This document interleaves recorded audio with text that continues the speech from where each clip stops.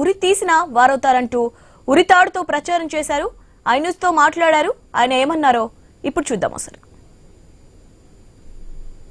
ఎన్నికల నేపథ్యంలో మొత్తంగా కూడా స్వతంత్ర అభ్యర్థి వినూత్న ప్రయత్నం చేస్తున్నారు. ఓటు హక్కు గురించి మొత్తంగా కూడా వినూత్న రీతిలో అయితే మనం చూస్తూ ఉన్నాం. చూసుకోవచ్చు మొత్తంగా కూడా కోట శ్యామ్ కుమార్ అయితే జూబ్లీహిల్స్ నియోజకవర్గ స్వతంత్ర అభ్యర్థిగా ఇదిన్నాడు. తల్లిదండ్రులకు ఒక విజ్ఞప్తి చేస్తున్నాడు. తల్లిదండ్రులకు విజ్ఞప్తి, ఓట్లు అమ్ముకొని మీ పిల్లల బంగారు భవిష్యత్తును ఉరి తీయకండి అంటూ తనే ఉరి పోసుకొని మొత్తంగా కూడా ఒక మొత్తం టోల్గా ప్రాక్టికల్ గా చూపిస్తున్నాడు. అంటే ఓటు అమ్ముకుంటే ఈ విధంగా లాస్ అవుతామంటూ కూడా చెప్తూ ఉన్నాడు. అయితే మనతో పాటు స్వతంత్ర అభ్యర్థి భాస్కర్ ఉన్నారు, మాట్లాడించే ప్రయత్నం చేద్దాం. చెప్పండి శ్యామ్ కుమార్ గారు, అయితే ఎందుకు ఇలాంటి నిర్ణయం తీసుకున్నారు? అందరికీ నమస్తే. నేను మీ కోట శ్యామ్ కుమార్ భారతీయుడు అని పిలుస్తుంటారు. జనరల్గా నేను గత కొన్ని సంవత్సరాలుగా అంటే 2018 నుంచే నేను ఓటింగ్లో పోటీ చేస్తూ వస్తున్నాను. ఎమ్మెల్యేగా ఇప్పటివరకు 6 సార్లు చేశాను, 2 సార్లు ఎంపీగా చేశాను. నా మెయిన్ మోటో ఏంటంటే ఎలక్షన్స్లో ఓటింగ్ వ్యవస్థ మారాలి. అలా మారితేనే కదా మన వ్యవస్థ మారేది. ఈ 1000 రూపాయలకో 2000కో బీరు బిర్యానీలకో మీరు ఓటు అమ్ముకుంటే మీ పిల్లల బంగారు భవిష్యత్తును ఉరి తీసిన వాళ్ళు అవుతారా కాదా అని మీరే ఆలోచించుకోండి. ఇప్పటి వరకు ఎక్కడ చూసినా కూడా సొసైటీలో రోడ్ల సమస్యలు అయితే ఏంది, హెల్త్ సమస్యలు, హాస్పిటల్ సమస్యలు అయితే ఏంది, ఎడ్యుకేషన్ ఎక్కడ గవర్నమెంట్ స్కూల్స్కి వెళ్ళినా కూడా ఎక్కడ కూడా వ్యవస్థ బాగాలేదు. అలా చూస్తూ చూస్తూ చెలించి ఈరోజు ఇలా మార్పుకు శ్రీకారం చుట్టే విధంగా తల్లిదండ్రులకు విజ్ఞప్తి చేస్తున్నాను. ఓట్లు అమ్ముకోవడం అంటే మీ పిల్లల భవిష్యత్తుకి మీరే ఉరివేసిన వాళ్ళు అవుతారు. డైరెక్ట్గా డైరెక్ట్గా కాకుండా కూడా మీరు ఓటు అమ్ముకుంటే ఇండైరెక్ట్గా మీరు ఖచ్చితంగా మీ పిల్లల భవిష్యత్తుని ఉరి తీసిన వాళ్ళు అవుతారు. కాబట్టి ఆలోచించుకొని ఓటేయండి. ఇంకెన్ని సంవత్సరాలు ఈ పార్టీ పోతే ఆ పార్టీ, ఆ పార్టీ పోతే ఈ పార్టీ అంటూ పార్టీలకే పట్టం కడతారు. మాలాంటి యువకులు పోరాడుతున్నాము.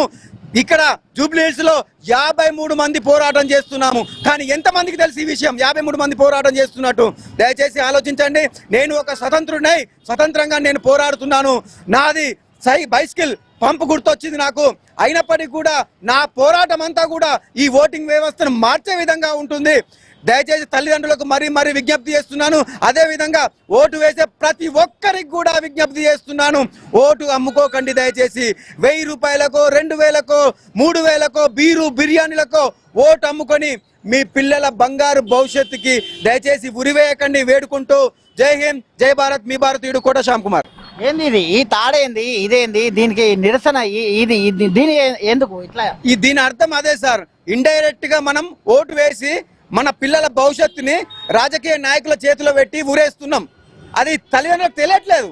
ఎంతసేపు వాళ్ళు ఆలోచించేది 1000 రూపాయలు వస్తున్నాయా, 2000 వస్తున్నాయా, బిర్యానీలు బీర్లు వస్తున్నాయి ఇంటికి అని ఈ 4 రోజుల ముచ్చటని ఆలోచిస్తున్నారు తప్ప మన పిల్లలకు కరెక్ట్ ఎడ్యుకేషన్ అందుతుందా, మన పిల్లలకు సరైన రోడ్లు ఉన్నాయా, మన పిల్లలకు అటు ఇటు పోవడానికి ఈ వ్యవస్థ ఏది ఆర్టీసీ వ్యవస్థ కరెక్ట్గా ఉందా, లేదంటే హయ్యర్ ఎడ్యుకేషన్ వెళ్ళాలంటే మన పిల్లలకు భవిష్యత్తు ఉందా అని ఎవరు ఆలోచించడం లేదు. కాబట్టి అలాంటి వ్యవస్థలో మార్పు రావడానికి నేనే ఉరివేసుకొని తల్లిదండ్రులారా మిమ్మల్ని వేడుకుంటున్నాను. తల్లిదండ్రులారా ఇప్పటికైనా మారండి అని ఈ సింబాలిక్ గా పోటీ చేస్తూ ఇలా ఉరివేసుకొని వాళ్ళకి అవేర్నెస్ చేయడం జరుగుతుంది సార్.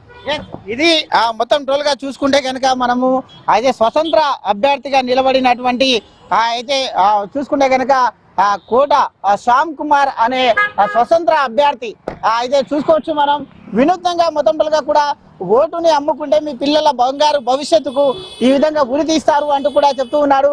అయితే స్వతంత్ర అభ్యర్థిగా పోటీ చేసినటువంటి క్రమం లోపల మొత్తం మనం చూసుకోవచ్చు.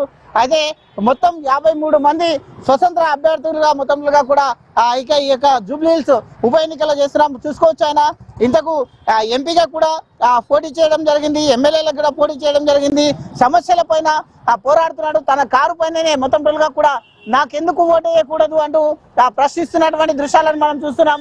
అయితే నాకెందుకు ఓటు వేయకూడదు, ఒక్క అవకాశం ఇవ్వండి, పోరాడుతున్నాను అంటున్నాడు. నిరంతరం మార్పు కోసం మంచిని బ్రతికించడానికి అలుపెరగని పోరాటం చేస్తున్నాను, దయచేసి ఒక్క అవకాశం ఇవ్వండి అంటూ చూసుకోవచ్చు. వినూత్న ప్రయత్నాలు కూడా చేశారు, గతంలో మనం చూసాం.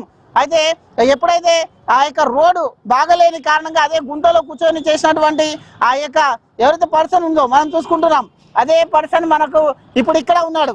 గతంలో మొత్తం టోల్గా రాష్ట్ర వ్యాప్తంగా తీవ్ర సంచలనం సృష్టించినటువంటి ఈ యొక్క ఇమేజ్ ఏదైతే ఉందో ఆ ఇమేజ్ ఆ రోడ్లు బాగా చేయని కారణంగా రోడ్డు పైన బైఠాయించి ధర్నా చేసినటువంటి వ్యక్తి ఈరోజు మన ముందు నియోజకవర్గంలో అందరి నాయకులను ఇటు బీజేపీ కానీ బీఆర్ఎస్ కానీ ప్రభుత్వాలకందరికీ కూడా అయితే క్వశ్చన్ మార్క్ చేస్తున్నాడు ప్రభుత్వాలన్నీ కూడా రావాలి అంటూ కూడా తను ఒక్కరి పోరాటం కాదు అందరి కొరకు చేస్తున్నాను, ఓటు అమ్ముకునేది ఎవరికి కూడా లేదు, మన పిల్లల భవిష్యత్ని ఉరితీసిన వారైతారంటూ కూడా చెప్తున్నటువంటి మతంగా కూడా సిచ్యువేషన్ చూస్తూ ఉన్నాం.